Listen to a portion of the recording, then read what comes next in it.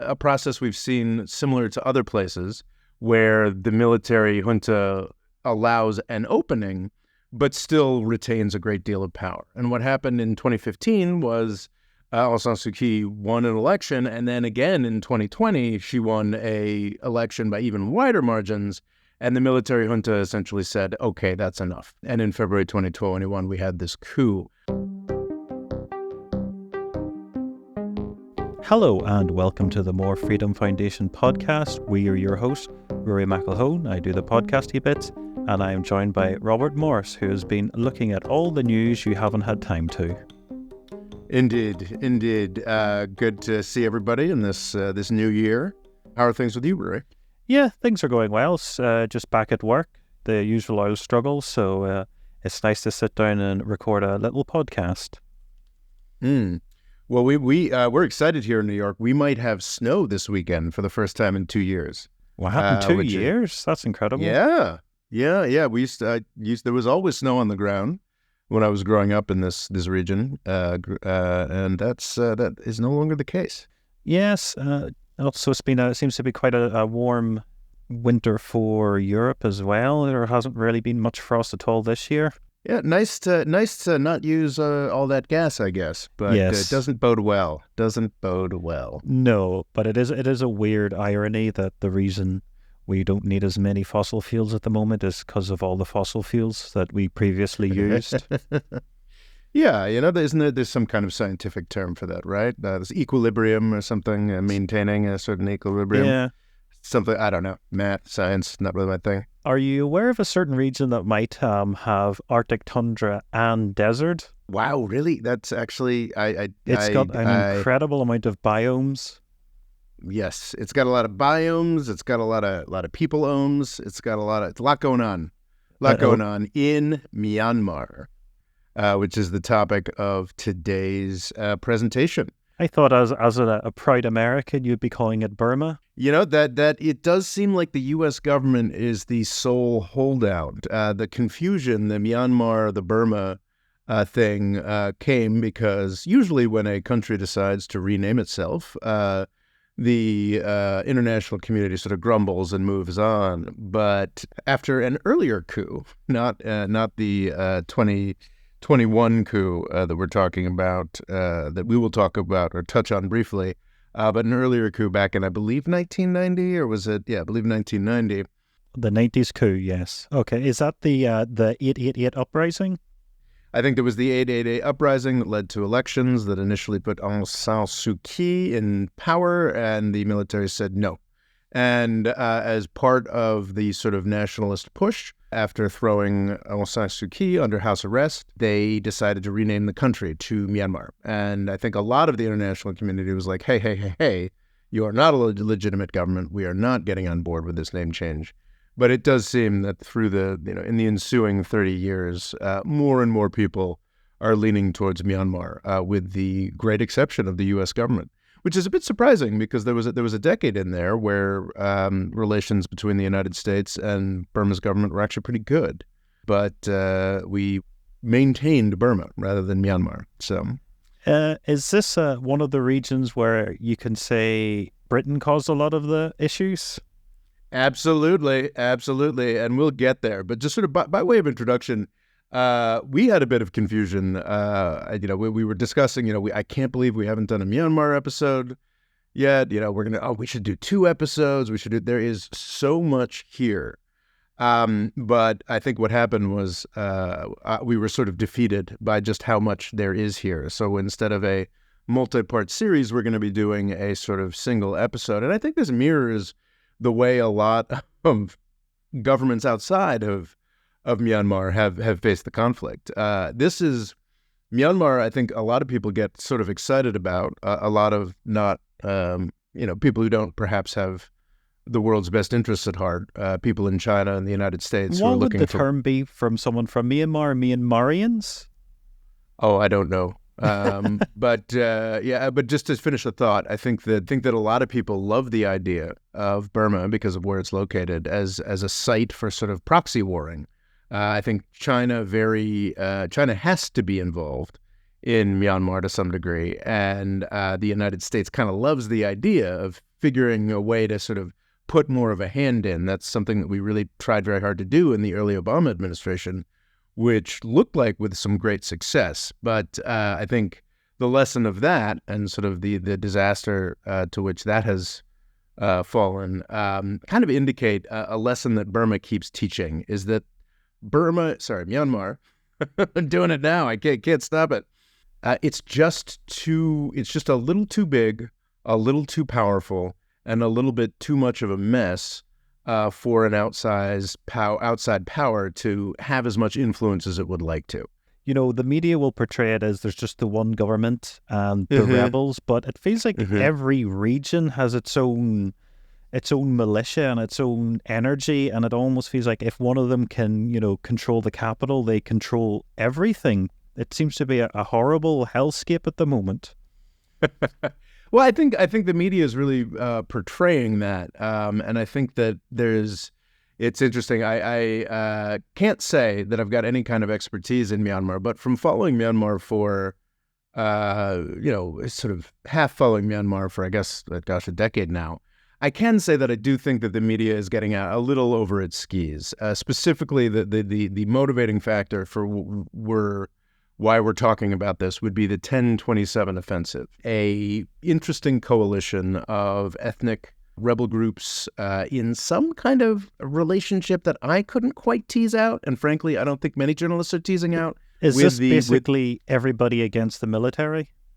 Well, that's the way that we're hearing about it, and that's certainly the way that a lot of the opposition forces are marketing it. But I spent some time this morning looking into the National Unity Government, which is the successor of the elected previous government. Yes, so it gets confusing because you're used to thinking the government and the military are allied, but here the government has broke away, tried to be peaceful, then made their own military, told every other militia, let's go after the military that's taken charge in a coup.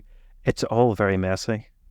Well, what happened is in February 2021, the Tatmadaw, and I think perhaps the reason why everyone uses the word Tatmadaw is because they want to distinguish the military junta that has run the country on and off for decades at this point. In 2011, they decided to let Aung San Suu Kyi, the daughter of someone who is sometimes described as the father of Burmese independence or what have you, a guy who was quickly assassinated when he tried to be in power. So the Tatmadaw let Aung San Suu Kyi out of jail in 2011. It began to allow there to be elections. In 2015, Aung San Suu Kyi won that election. But this is a process we've seen similar to other places where the military junta allows an opening, but still retains a great deal of power. And what happened in 2015 was Aung San Suu Kyi won an election, and then again in 2020, she won an election by even wider margins, and the military junta essentially said, okay, that's enough. And in February 2021, we had this coup. Basically said that the 2020 election was null and void. Exactly. I think that the media, quite rightly, a lot of outsized media is confused by this conflict and is quite rightly biased against the Tatmadaw and the military junta, which stinks. They're awful. They have done awful things. But are they the closest thing to like a international government that this country has? Like if you were to meet with delegates in the European Union, say, you're going to see a representative from them, I take it? To the extent that any such representative is welcomed, yes. I mean, they are the government, and I think that there's a lot of there's two parallels that come up that lead me to believe that like sort of the U.S. media, the Western media, just world media perception of like, oh, it's this hellscape of war and all against all. It's not actually the case. It is a place with incredibly long-standing wars. These ethnic groups have been fighting, different mixes of these ethnic groups, have been fighting since independence in I've the heard 1940s. It's described as the longest-running armed conflict that's currently going on. Yeah, it is an 80-year conflict in some ways. But and I think at a given point, any particular ethnic militia has been there has been ongoing war at all times, but it's also, for a lot of the past decade, it was becoming a big tourist destination, even though some of this fighting was ongoing. What has happened is that for not the first time, well, to some extent, the first time after this February 2021 coup, the majority of the Burmese population is actually, to some extent that is not clear, involved in military resistance against the Tatmadaw. The Tatmadaw is, to some extent, has clearly represented the interests of the ethnic majority of Myanmar, which are the Bamar people, which is the name from which both Burma and Myanmar are derived from, which is like 68% of the population.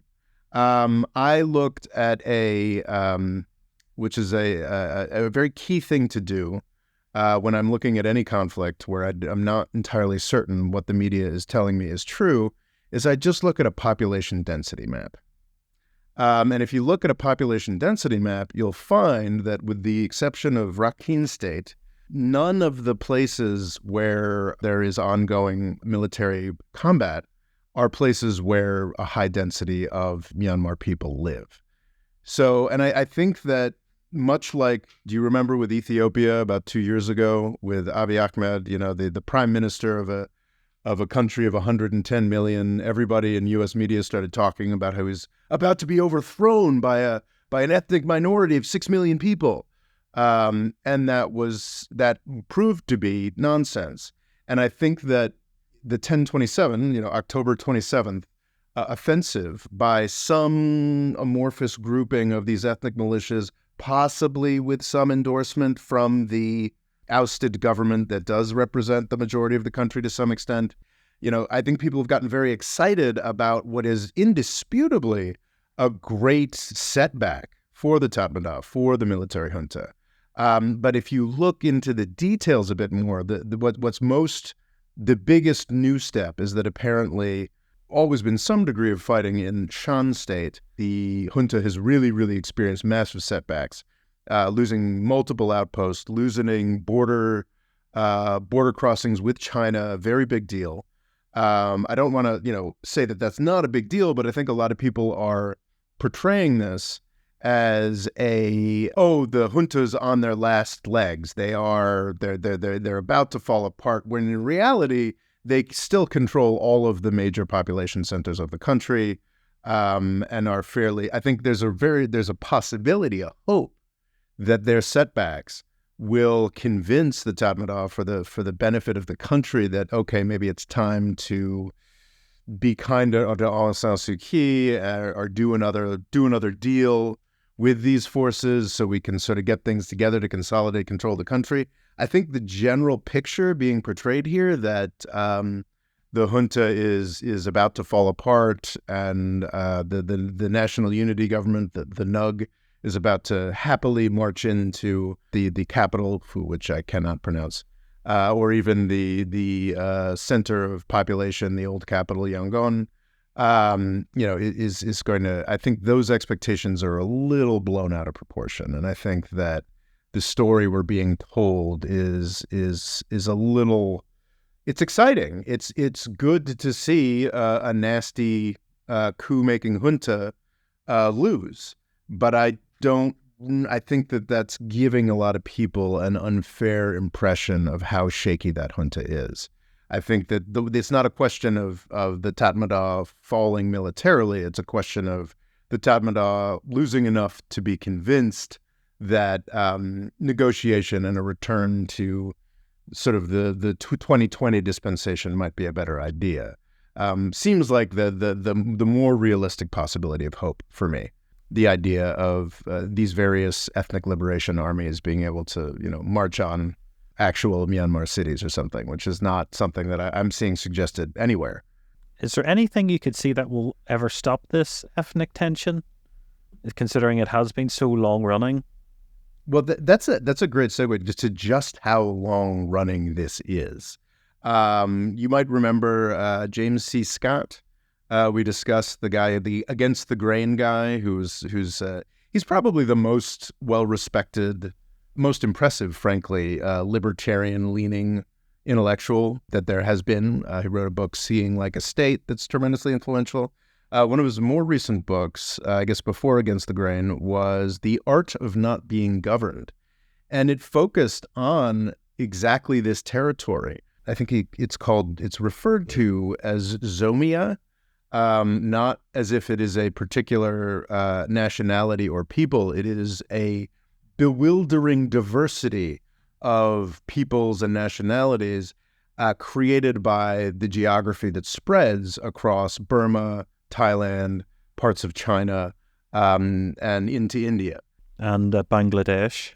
Yes, and Bangladesh. And it's just this incredible diversity of peoples that, much like certain parts of Afghanistan, just have managed to remain invulnerable to any kind of state influence for a very, very long period of time.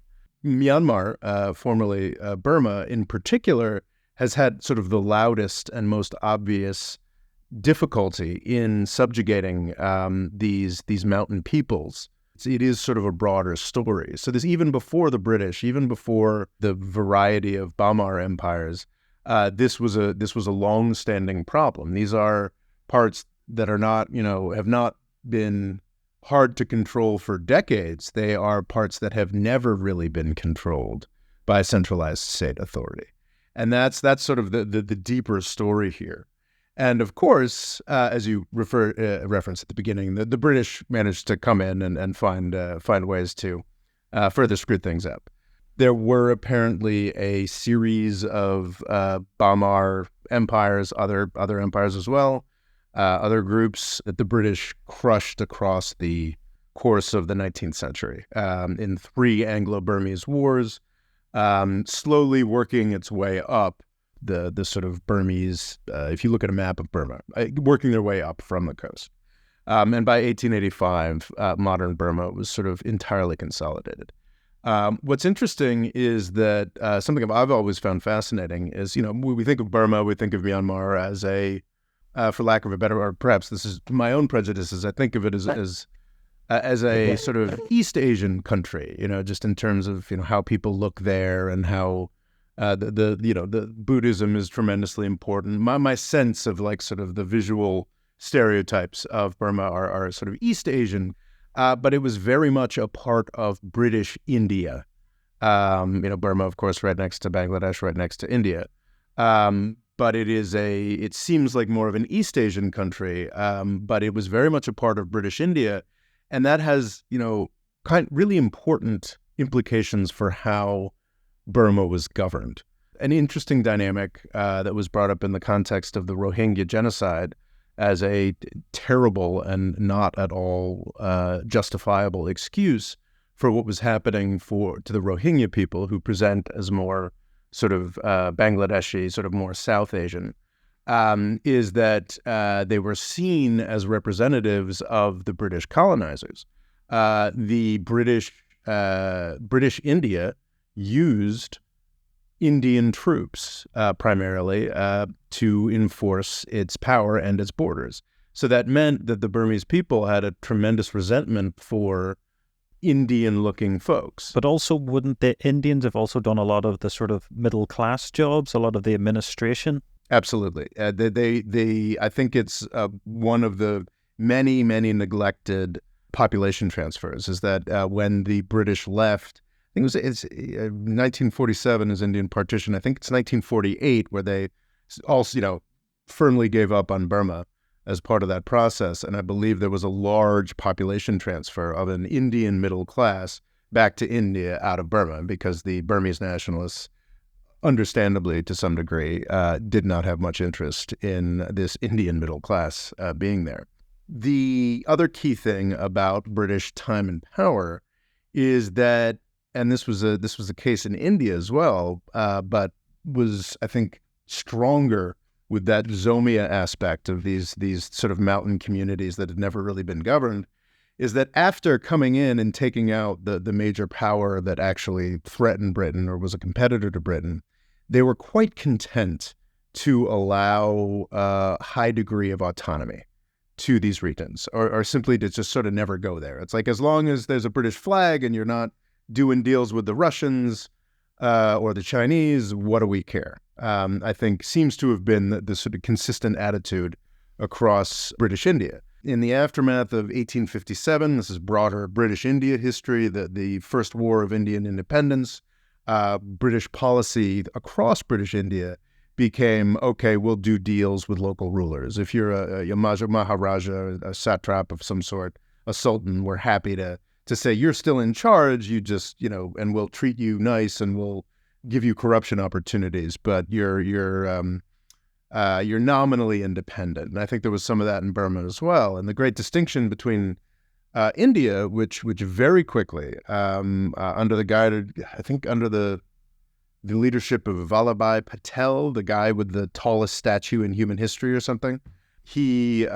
basically very quickly crushed all of those independent princely states or what have you, with some really grim repercussions in Kashmir would be one example, but broadly India was able to sort of crush all their autonomous regions. The independent nationalist Burmese state builders of the 1940s did not do that, tried to do that, started wars to try to do that, and those wars are still ongoing today. So that's sort of the sort of interminable context that we're talking about here. And it's I think you can make a good argument. I've not studied this to the extent that I should, that during the period between 2011 and 2021, when the Tatmadaw was opening to the West, opening to Aung San Suu Kyi. Is this when there's a photo opportunity of Aung San Suu Kyi and Obama? Mm-hmm. Oh, absolutely. Because she's a darling of that. I mean, she's a Nobel Peace Prize winner, darling of the West. So I think you can make a great case that during that period of opening, there was a lot of progress with the militias. There were ongoing ceasefires. There was a national ceasefire attempt that maybe half of the militias signed on to. But it's also important to remember that this is also the time period of the Rohingya genocide. Yeah, I think it's true that I think that's a little unfair to say, oh, well, there was a genocide happening, so that's completely. I think it's true that if a ongoing democratic process was allowed to continue for another decade or two, and I believe that is the only way to actually solve this process, get these communities the amount of autonomy that they need to participate in the national life of the country in general. I don't think many of these militias have much interest in independence. I'm sure some of them have been, or have it on their websites or what have you. Because they seem to flip-flop in what their morals seem to be, depending on the decade. Of course, I mean it's been going for 80 years. It's very different things have been popular during most of a century. Because I've heard about one. You linked me a podcast to do a bit of research.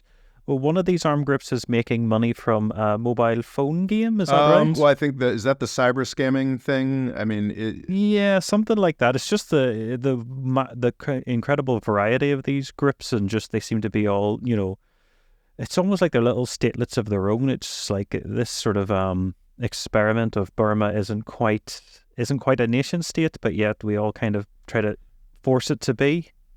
Well, I think is key, and I think is neglected in a lot of the Western coverage, is that there is very much a nation state of Myanmar that has a largely consistent ethnic population, incredible potential for business, people, huge natural resources. Yeah, but that on the margins, within the penciled border of Myanmar, there are a variety of mini states that have no allegiance to that. So I think that there is, and I think this is a lot of people are getting, even the European bureaucracies are getting a little too far out in saying that, oh, okay, this impressive coalition of militias, is potentially backing the real government of Myanmar. And I really don't buy that. I just don't. That podcast that I sent you, I'm not actually going to reference it because I think it hmm? Okay. No. You're welcome to reference it, but I'm not going to link it because I think it starts off with it's like a bunch of U.S. military guys. Well, they're more about the equipment. They're talking about how certain regions have German G3s and others are using the Chinese AKs, and they're more about the hardware of the conflict. And I found it interesting, but it started off with an anti-Asian ethnic slur, so yeah, I'm not Okay. certainly not linking to that. But it was interesting, and it I think it's indicative of a lot of sort of Western military folks, communities look at Myanmar, because initially they're like, oh wow, this would be a great place to stick it to the Chinese, but then the more they look at it, they're like, oh my God, this is actually quite intimidating, and fascinating, as you indicated, just the incredible diversity of forces. It's like if there weren't such extraordinary human consequences, including genocide over the past decade. It really does. It's like Mad Max mixed with a Age of Empires video game. But you're also seeing a lot of drone footage, the stuff we'd expect to see from Ukraine. We're also seeing here. We're seeing army posts being overrun, but it's there's just so much going on. It's hard to know. It's not like here's just one side and the other. It's yeah, these ethnic groups are going to fight amongst each other, as well as the junta as well. It's just sort of reminds you of how miserable, depressing, and pointless a lot of war is. And it's just the complexity of it, and the insanity of it, and the fundamental mismatch of a lot of it is, you've got some militia forces that are would put any group of the Ukrainian or Russian military to shame, and then you've got smaller groups that are just a bunch of guys with machetes and whatever the relevant AK-47 analog is, probably AK-47s. I don't know. So yeah, and of course then you factor in the participation of other Type governments. 56, that's it. The Chinese version of the AK is what a lot of their stuff's based on. So the Type 56. There you are. But so yeah, and it's, I think that China, specifically the United States as well, are sort of intimidated and just kind of how do we jump into this? Because it's just so confusing. But that does not mean that they have not been, arming a variety of militia groups. And then, of course, there's the whole drug aspect. Yes. Was it something like the world's biggest producer of meth? Mm-hmm. Yeah, that's just outstanding.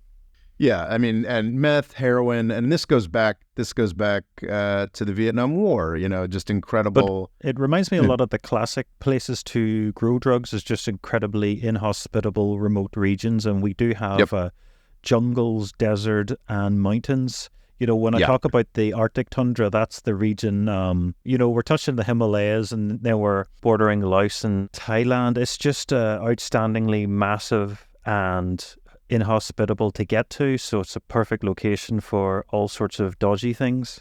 And I think the reason we wanted to do this overview is to emphasize that this sort of Mad Max Thunderdome special operator nightmare / heaven is located incredibly strategically.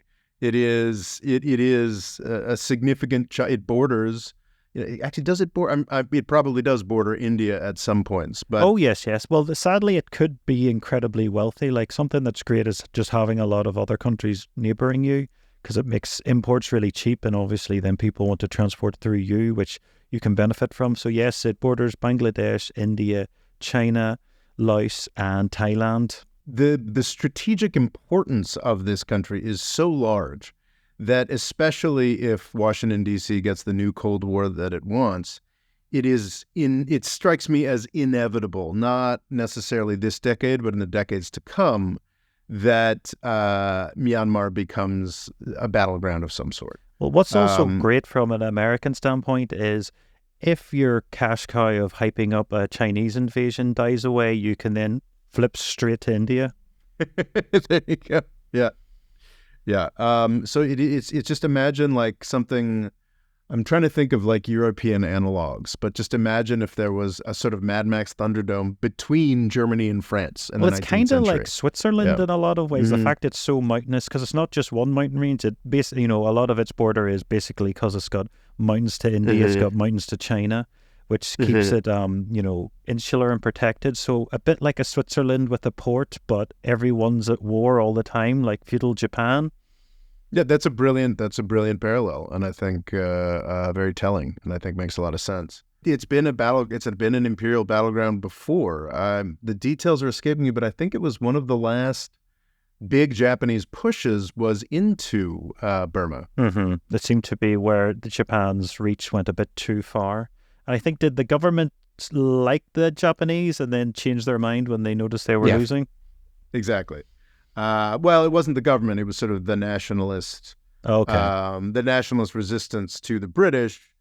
Figured, oh, the Japanese can really help us, and then, oh wait, the Japanese are losing, so we'll be part of the heroic resistance forces. But I think the Japanese really hated Anyone that wasn't Burma. Japanese. Well, there's that as well. They're famously not famously pretty horrifically cruel occupiers, but they were really bothered by Burma because that was the staging point for a lot of aid across the Himalayas. They used to call it, I think they call it the hump, over the hump. The Allies during World War II were based in what was then British Burma, and used that as a staging area for a lot of aid to Chiang Kai-shek, the nationalist Chinese leader who was fighting against the Japanese invasion. So that was sort of the back door into China. And that was why the Japanese were so interested in slamming that door shut. That, I believe, was a big push that was stopped by the British, the Americans, the Indians, and the Burmese. And that was a rather significant battle of World War II that nobody really talks about. But the Chiang Kai-shek was a large-scale beneficiary of Lend-Lease funds, the similar programs that the United States used to support the Russians and the British. And the Chinese, specifically Roosevelt himself, saw supporting the Chinese as probably not equally as important, but really emphasized that it was incredibly important to support the Chinese against the Japanese. And a lot of that went through Burma. And I think a lot of those dynamics and, frankly, surplus military hardware indicate why, just a few years after Burma being a massive battleground with Japanese arms and U.S. arms and arms that were supposed to be going to China that didn't quite make it, starts to indicate why the Burmese nationalists who tried to set up an independent country in 1948 had such immediate, incredible difficulties. Because the country's just awash with weapons. Exactly. And I think we've seen that dynamic in many parts of Africa and the Middle East to their detriment over the past decade. But I think Burma's been dealing with that for 8 decades.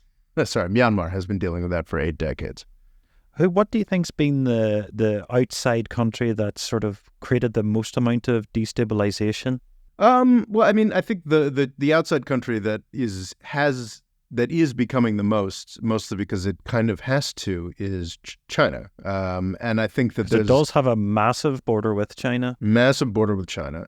I was sort of interested, I think that podcast that we're not going to link to because they make nasty jokes, mentioned an obscenely large figure for Chinese Belt and Road investments. But if there's one place where you would put investment in, as China, it's going to be Myanmar. No, of course, or you'd like to if you could. But they mentioned this obscenely large figure, and I was like, that doesn't sound right. And I looked into it, and as of 2020, 9 of 40 Belt and Road projects proposed for China have actually broken ground. Proposed by China for Myanmar have actually broken ground. Because it's a war zone. Okay. I was going to say, does this show just how terrible Myanmar is, or how terrible and overhyped the Belt and Road is? Because if you look at a map, this is exactly where you just want railways and motorways and everything, because it's huge mountain, and then once you get past that mountain region, it's quite flat all the way to the Bay of Bengal. So you skip a massive amount of transport going through a classic Chinese choke point and brings you right beside India and the rest of the world. So you just hemorrhage money into that region. And if they can't, it does show just how incredibly difficult it is. Well, it's a testament to a number of things, Rory, but I think probably most of all is the still, I think many places are beginning to wake up and come out of this, of the persistent, frantic, panicked fire hose of bullcrap in most coverage of Belt and Road. The most like, oh, did you know that China signed a $400 billion deal with Iran, and people still quote that at me, despite the fact that it was the most pie in the sky number, literally pulled out of a hat by somebody at Newsweek or something, and it just became the conventional wisdom. My understanding is that the largest by far recipient of Belt and Road funds is Pakistan, and that is still under $100 billion. That's real, though. I mean, I think we've discussed before, the China-Pakistan economic corridor is this is the real strategic goal of Belt and Road. This is the stuff that really matters. This is China's back door in the event of an invasion of Taiwan and losing their access to the whole. I mean, that's a real big deal. China would love to set up a similar corridor with Myanmar. Because then you basically you also can surround India from both sides. Exactly. China would love to be able to do that. It'd be shorter, it'd be more straightforward. But that, as difficult as the transition through Xinjiang to Pakistan is, just from a transit difficulty, building things, the transition through this Zomia region that we've been discussing as a space of constant warfare for 80 years is so much more difficult. So while I don't doubt for a second that $100 or $200 billion worth of deals between China and Myanmar have been proposed, I do doubt that many have been actually signed, but certainly tens of billions of dollars worth of deals have been signed. What's actually going to get produced and built is much more up in the air. But also, is it just difficult to do deals? Because you can do deals with the government and then, now they're throwing out some military guy. And even if you do the deals, they might sort of go, yeah, we do run the country, but that region, we don't really get on with them too well. So we can't build the road there. Is there just a lot of just kind of confusing molasses that's kind of like, what's the point in even dealing with these people? Absolutely. And it's a very sad testament to the consistency and reliability of Myanmar's governing systems that Pakistan is a much better customer. Yes, you make Pakistan look like a normal country. Pakistan at least, might have a bunch of coups, but at least it has a large... They can all stand behind one cricketer, while I don't think you can say the same about Myanmar. Yes. Well, they could actually, I think the cricketer's now in jail, but it's one consolidated system. It is one it had certain, and don't get me wrong, there's Balochistan has its own rebel groups, but they have rebel groups that carry out terror attacks. Myanmar has rebel groups that maintain military schools, maintain their own... And produce their own weapons? Yes, are their own functioning states that control their own territory and have done so for decades. That is a problem that Myanmar has and Pakistan does not. So... Is China scared to get involved? When you consider how much work China's done to basically implement a one Chinese identity, and then you have a country that's incredibly tiny compared to the Chinese population that's just there's about 15 groups, maybe 20 in a decade. It's just it's a kind of a philosophy they don't want to encourage in their own nation. Yeah, and I think it's something that they don't like it at. I think, and I am not ever a Peter Zehan type, China's going to fall apart, but they have their own difficulties and consolidation issues in the Chinese territory that's contiguous to Burma, because that is still Zomia. Obviously, the power and money that the Chinese state can bring to bear has been much more successful in consolidating Chinese national identity and power in those regions. I'm not even aware of any insurgent groups there. I assume that if they existed, they've been crushed. The conflict in Burma did spill over. A missile did hit Chinese soil, which they don't like. That's recent news, right? That's this week. That's very recent. Yeah. Well, because since the 1027 offensive, the Three Brotherhood Alliance, I believe they're called, which is an affiliation of these ethnic. So they're three of the biggest ethnic groups working with the previous government. Again, the National Unity Government, but also they're apparently not so much like underlings. It's like, yeah, we'll vibe with you at the minute because it suits us.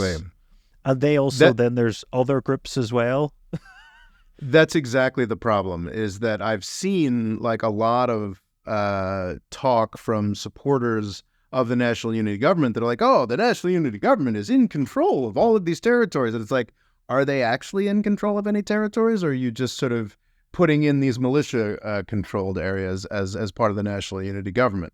And it's the Three Brotherhood Alliance. It's not the Eight Brotherhood Alliance or however many groups. I'm not even entirely certain that these are the largest ethnic resistance groups. They are? They seem to be currently, but yeah, there's that many other ones. Yeah. So anyway, the Three Brotherhood Alliance has taken border posts with China away from the Tatmadaw, away from the military junta. Yeah, there's going to be some overshooting. I think the Chinese desperately want some kind of ceasefire. I think there was some in recent weeks. Wasn't there some talk that they had established a ceasefire in the aftermath, and it came to nothing? But it's also because there's so many groups. Like, you can have a ceasefire with one group, but the other one just goes, well, that leaves a window for us. Yeah. It is quite If you were able to change the situation, what would you do? Would you prefer Myanmar to be several different states? Or what would you do to try and mend things? No, I mean, so these states are like, I mean, I guess, do any of them have the size to even, aspire to the not particularly functional or independent status of like a Nepal or a Bhutan? I don't think so. So what I think is necessary is, sort of what my dream for Syria and Kurdistan as well is some kind of established, legally autonomous region. Exactly. An agreement on autonomy that all parties can accept. And that's possible. That's very possible.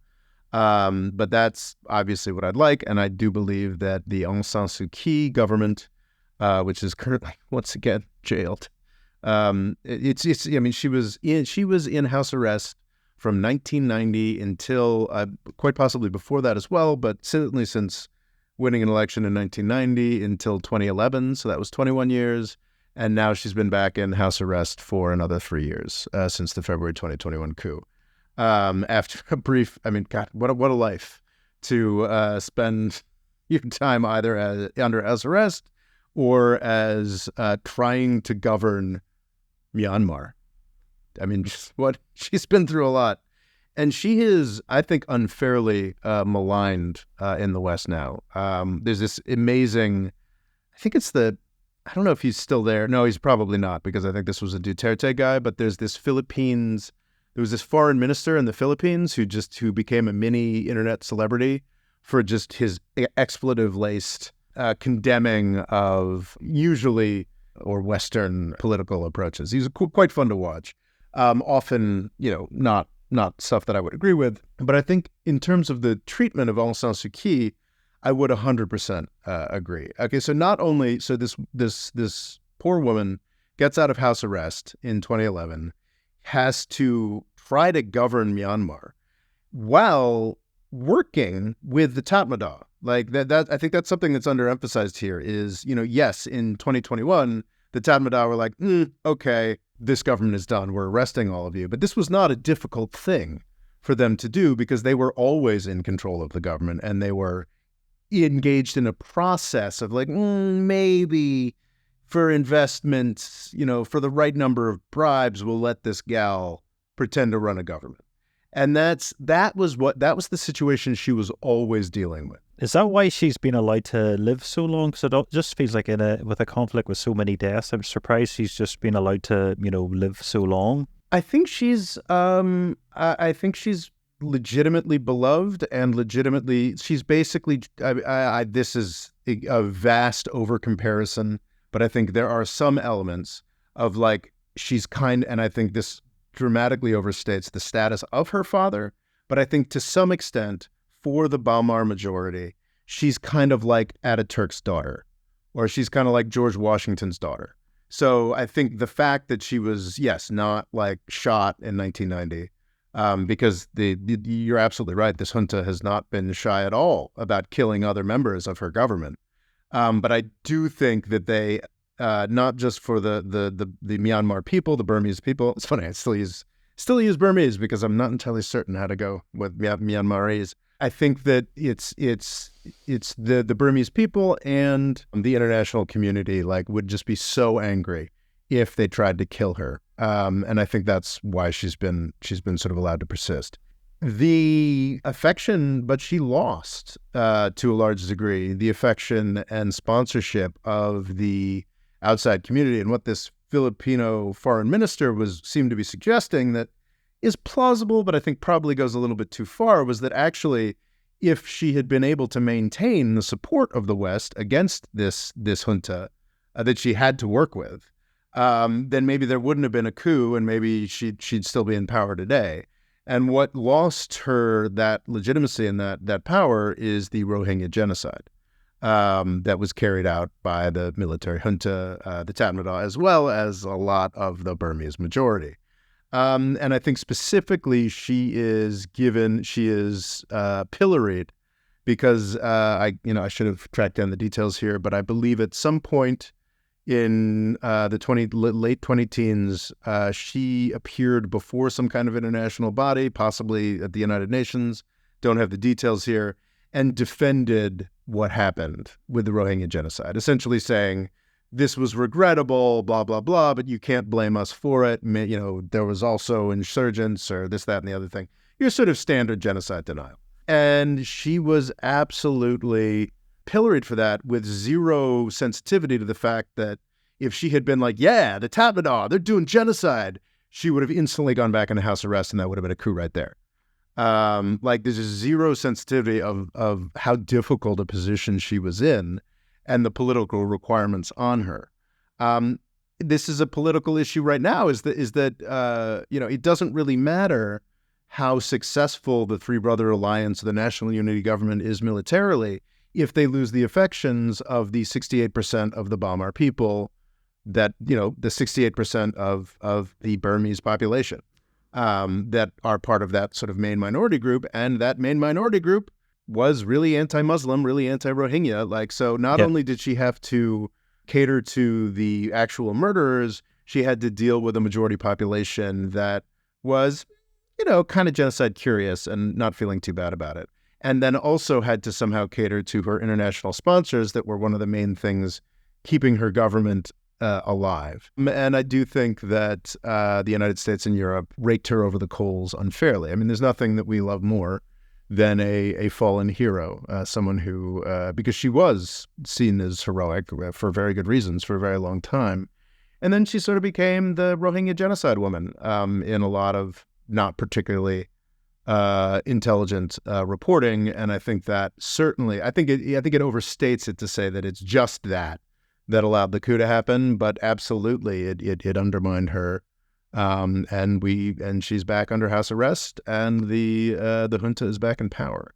So I think the right step forward, the best case scenario would be that the junta says, gosh, we're losing more and more. We don't control our borders anymore, except for the only important border, which is the coast, which is under no threat. But maybe the right thing to do is go back to a political solution and to let.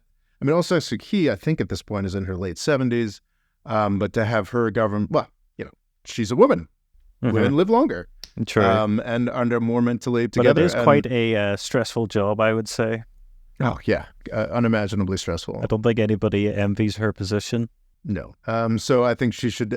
She won a landslide election in 2020. So she and the members of her party that survived should be welcomed back to power. A lengthy but serious process of getting both the Tatmadaw and all of these ethnic militias to stand down to some degree, and to use heavy foreign investment to facilitate that process. That's a process that was occurring between 2011 and 2020. I think this again comes from the somewhat bigoted podcast. They had pointed out that it is actually the potential solution here. Despite the incredible complexity of the problem, the solution here is actually not that challenging. You just have to go back to putting the people who won the election in power, and you know what, throw in some even more constitutional protections for the military junta. That's fine. Just put the government that was elected in power and let the positive processes that were taking place over the past decade get back to processing. And yeah, I mean, the Rohingya genocide is a terrible, terrible thing, but I looked it up, and in the first 2 years of the Rohingya genocide, which were the most intense years, is my understanding, 2016, 2017, 25,000 Rohingya were killed, which is significantly less the number of people that the United States has killed in Gaza over the past 3 months. So I feel like 5 months ago, the Rohingya genocide struck me as more of a deal breaker. And whereas today, I don't really think the West has any real leg to stand on talking about condemning people for genocide. And I think to the extent that obviously, we want to keep condemning people for genocide, but to the extent that condemnation stands in the way of a peaceful, progress-filled solution in Burma, then maybe we can lean back a little bit. Do you think America wants peace in this region, or does it like having this sort of Mad Max terror zone on China's doorstep? That's a great question. That is a very good question. Yeah, that's a great question. I think a great question to end with. I think that there's so much money to be made in Burma. Yes. If we actually had peace, but there's a lot of money being made in Burma without peace. And the drug trafficking, the stateless nature, these are all things that intelligence communities love, leveraged in a number of ways. And it's not like you can't get the raw materials out of a conflict zone. Yeah, exactly. Very good point. So, I mean, I don't know. I think, I think it is to the benefit of humanity, to the benefit of certainly, the U.S. national interests, that there be peace in Burma and a resolution to these issues. But when did U.S. national interests ever stop and stand in the way of the Pentagon's love for a war? I know. So sadly. So yeah. Let's hope that 2024 brings peace to Myanmar or Burma. Yes, Myanmar or Burma. Indeed. At least one of them. Yeah, I hope this was a decent sort of overview. The complexity of this is infinite, and my greatest hope for Myanmar in the coming year and years is that we actually don't have to get back to it and learn a great deal about it, because it's the site of a boring country, proxy war between the United States and China. It is it's not somewhere yet. People go on holiday. Yes, I'd rather it became known as more of a holiday destination than sort of Syria too. Tacky as opposed to terror. Indeed. So that's my fond hope for Myanmar or Burma. And we shall catch you next time. The More Freedom Foundation is also available on YouTube and TikTok. Rob's Twitter is RobOLaw, and he's also written a book called Avoiding the British Empire, What It Was and How the US Can Do Better. And music provided by Kevin MacLeod.